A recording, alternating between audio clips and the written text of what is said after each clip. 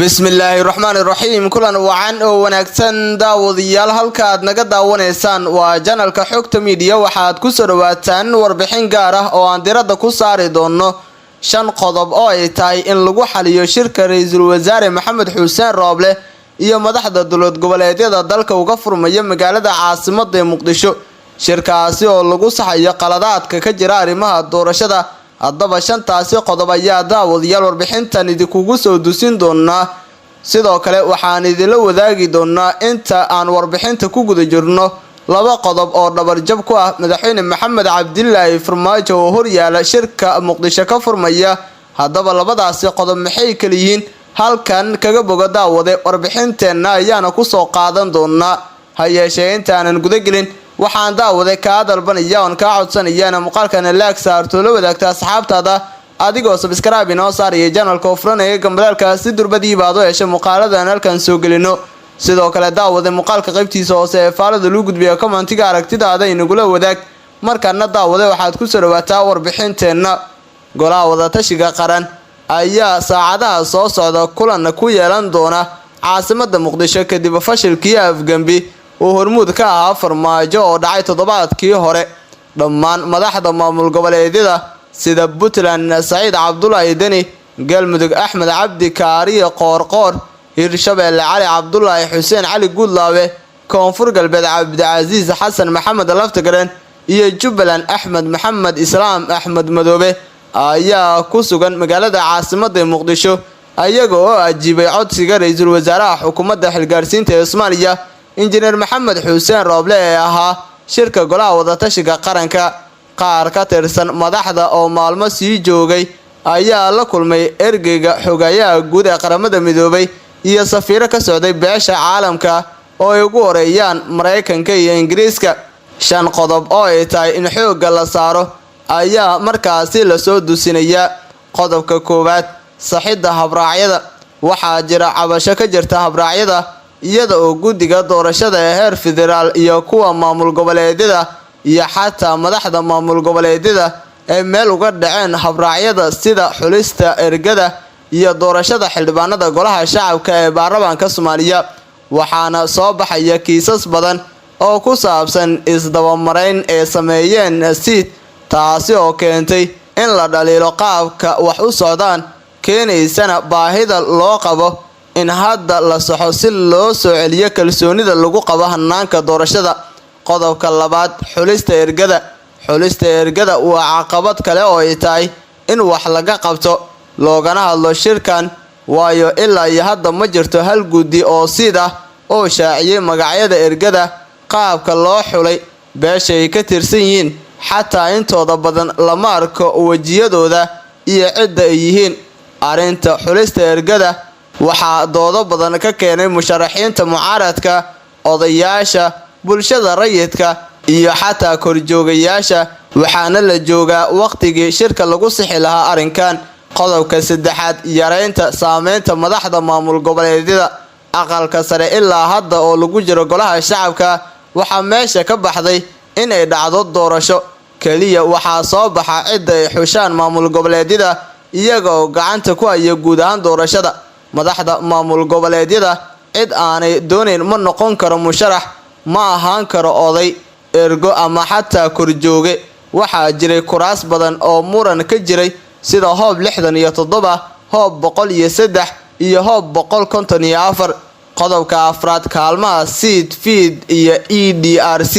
doorashadan waxa ay meesha ka saartay kaalinta feed iyada oo la awood siiyay seed maadaama ay ku midoobeen xulista madaxda maamul goboleedyada waana kooxda dambe cidda ay ku shaqeystaan madaxda maamul goboleedyada oo ay doorashada ku dhacaan waxaa intaasi dheer feed xilligan malaha gudoomiye oo Maxamed Ciro oo u ahaa waa la ceeriyay waxa kale oo isna ra'iisul wasaare Rooble eriyay gudoomiyihii iyo 6 kale oo ka tirsan guddiga xalinta khilaafaadka labada dhacdo waxa ay dhaceen dhamaadkii December kooxdan la ceeriyay waxaa lagu eedeeyay in ay ku milmeen siyaasadaha socda shaqo gudasho la'aan tusaale ahaan guddiga xalinta khilaafaadka waxa uu fasaxay kuraas muran badan ka jiray sida Yaasiin Faray iyo Mahdi Guuleed waxa kale oo wax ka qaban waayay kuraas kale oo cabasho laga keenay kuraasta 237, 239 iyo 255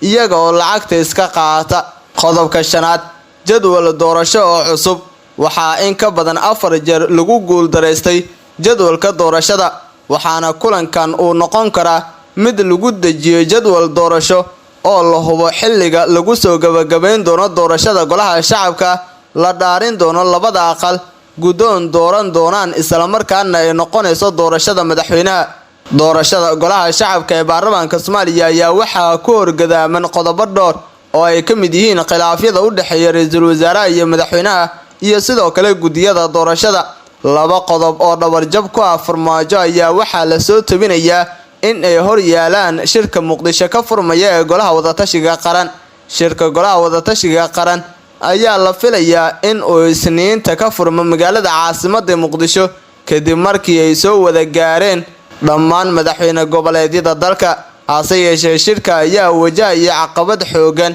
waxaana yar fursada laga qabo in lagu meelmariyo laba qodob oo xasaasi ah, kuwaasi oo ay gadaal ka riixayaan ra'iisul wasaare Roble iyo qaar ka mid ah madaxda dowlad goboleedyada. Sida aan ogaanay isla markaana aan ka soo xigano xubno qaar, qodobka koowaad ayaa ah in deegaan doorashada lagu soo koobo hal magaalo. Qodobkan ayaa waxaa si aad ah u daneynaya Axmed Madoobe iyo Cali Guudlaabe oo ay caqabad ka kala haysato magaalooyinka Garbahaare iyo Beledweyne. Ra'iisul wasaare Maxamed Xuseen Roble oo markii hore ka cagajiiday fikradan ayaa la sheegay in uu hadda taageerayo kadib markii ay isku xumaadeen farmaajo oo aad uga soo horjeeda arrintan horeyna uga digay. Qodobka labaad ayaa ah in ra'iisul wasaare Maxamed Xuseen Roble doonayo in shirka laga soo saaro baaqa in amniga dalka si buuxda ra'iisul wasaaraha loogu soo wareejiyo, haddii aanay taas dhicinna aanu dalka doorasho hufan ka dhici karin. Farmaajo ayaa horey ra'iisul wasaare Roble ugu wareejiyay amniga doorashada,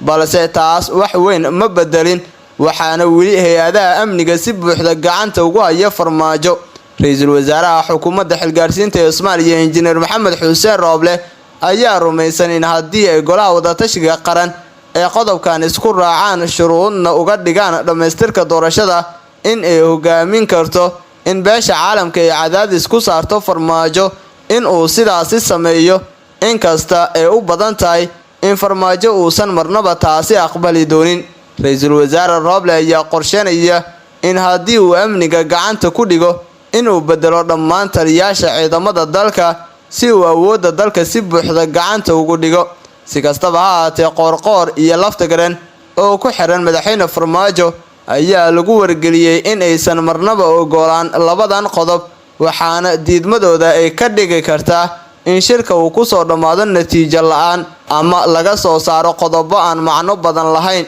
Guud ahaan daawadayaal waa inaga inta barnaamijyada channelka Nuxurka Wararka aan ku leenahay YouTube-ka. Muuqaalkan laagi noo saar, subscribe noo saar channelka Furaga Madalka si durbadii baad u hesho muuqaaladan halkan soo gelino. Sidoo kale daawada muuqaalka qaybtiisa hoose ee faalada lagu gudbiyo commentiga aragtidaada inagula wadaag. Tan iyo barnaamijkan kiisa kalena daawadayaal inta dib isugu kulmi doono nabadgelyo. Guud ahaan daawadayaal waa inaga inta warbixintii aad ka daawanayseen channelka Xogta Media ee aan ku leenahay YouTube-ka. haddii aad daawatay warbixinta laag inoo saar, muuqaalka subscribe inoo saar channelka Furaga Madalka si durbadii baad u hesho muuqaaladan halkan soo gelino. sidoo kale daawada muuqaalka qaybtiisa hoose ee faalada lagu gudbiyo commentiga aragtidaada inagula wadaag. tan iyo warbixintan mid la mid ah inta dib